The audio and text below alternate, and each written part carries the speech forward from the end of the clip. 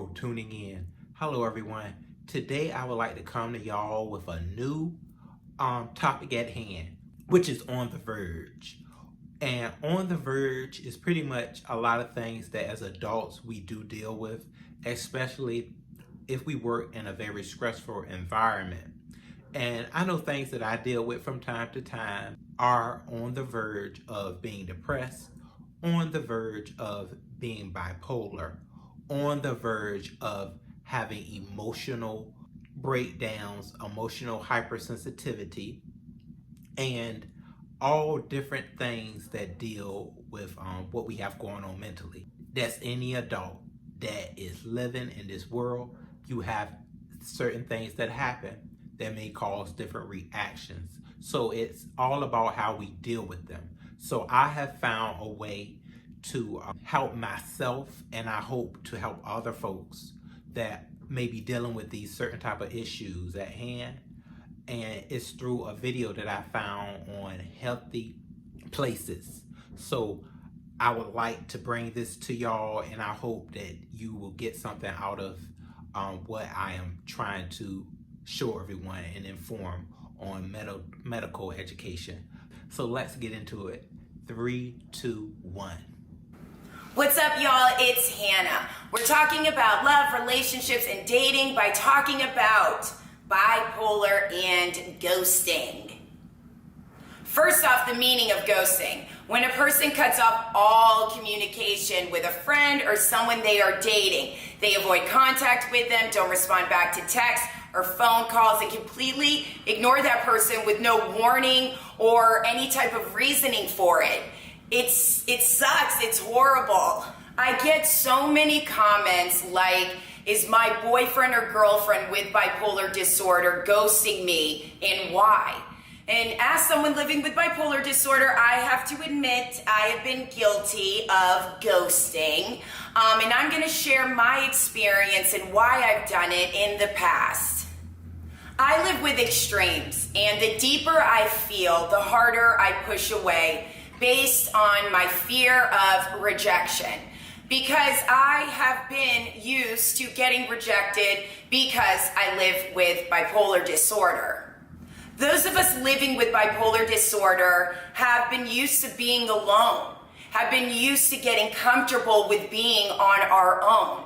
Because that's how we feel on a daily basis, dealing with the stigma, having to be quiet about it, feeling so much shame.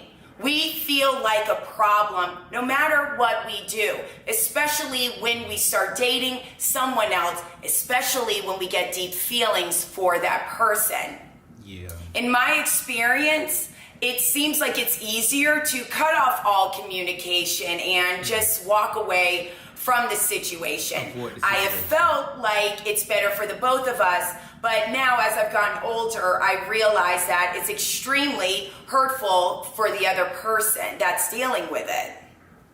Unfortunately, sometimes when you live with bipolar disorder, it feels easy to float around when it comes to love versus really putting yourself out there and commitment. Even if we do isolate ourselves from that person and it's just part of what our condition makes us do, it's still hurtful to someone else, and we should be open and honest with them, because I know I've been ghosted and it sucks. Ghosting in bipolar is obviously a problem in the community because I see y'all's responses. So opening this conversation between those of us living with bipolar and those who have had a boyfriend or girlfriend who lives with bipolar disorder and they have ghosted you, we can open up this conversation and give our input and talk about why this is happening. So please share below.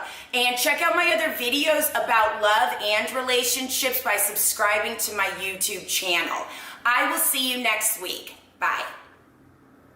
Okay, everyone. So that right there was a video from Hannah, and this is something that she did for a while because she does suffer from bipolar.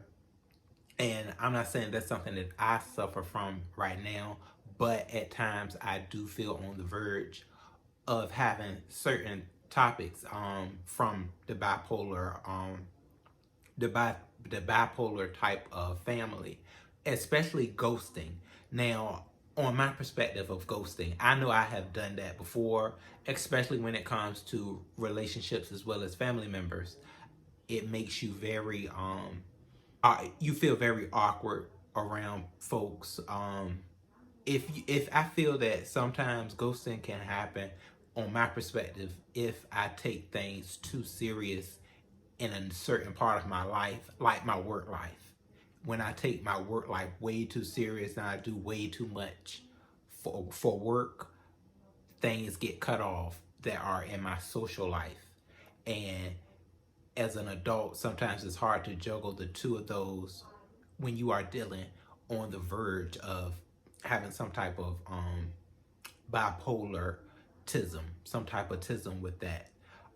So I know I I know I'm not bipolar, but I do risk the verge of it. I'm on the verge. So from what I got out of Hannah is you just have to be aware. I know one thing, you have to be aware, so denial has to stop in order for you to process through um, this certain type of topic of ghosting, and see it for what it is, and face people. Sometimes you just have to go and face people, and it's not about being so obsessed with what you have going on at work or what you have going on with one person, but don't just jeopardize a relationship because you feel that it's the easy way out is to ghost them, basically avoid them.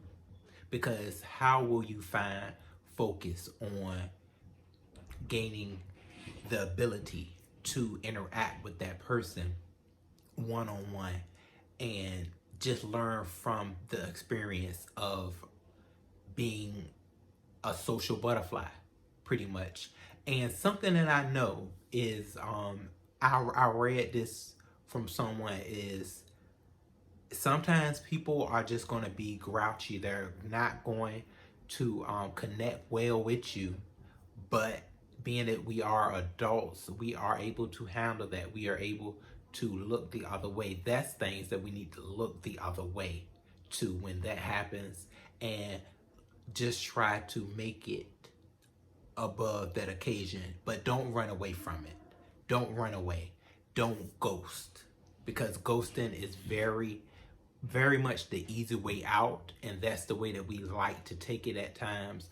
But that is not the way to go, because it will lead you to being on the verge or at the tip of bipolarism.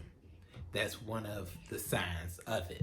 So I'm grateful that I was able to bring this to y'all today.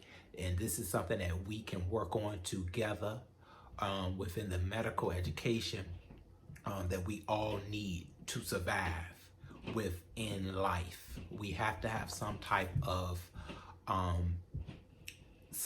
help when it comes to your mental health. And a lot of times seeking a psychiatrist, seeking somebody that we talk to is not for everyone. It's not. So this is, I feel, a good way for me to reach my audience with something serious and something that can bring you a better state of mind. So I hope that I was very clear, and I hope that y'all got something out of this message. Please leave me a comment below, and I will be with Hannah for a long time. Hannah has many videos within Healthy Places where she is just showing her life through bipolarism and showing how she grew. So there's so much stuff that I feel I can learn from Hannah. And this first thing right here is ghosting is something that we cannot deny if in fact it does happen within your life. So make sure you do not, the first things first is don't deny it, and try your best to keep going in that social circle. Keep interacting. Even when you have a lot on your plate, don't let it change the way you feel about interacting or confronting a person. Just try your best not to ghost. So y'all, yeah, let me know in the comments what y'all think. And we're definitely going to be discussing this topic of bipolarism, depression, emotional hypersensitivity, with a lot more topics on The Verge. So I'll talk to y'all all soon. It's Ro signing out.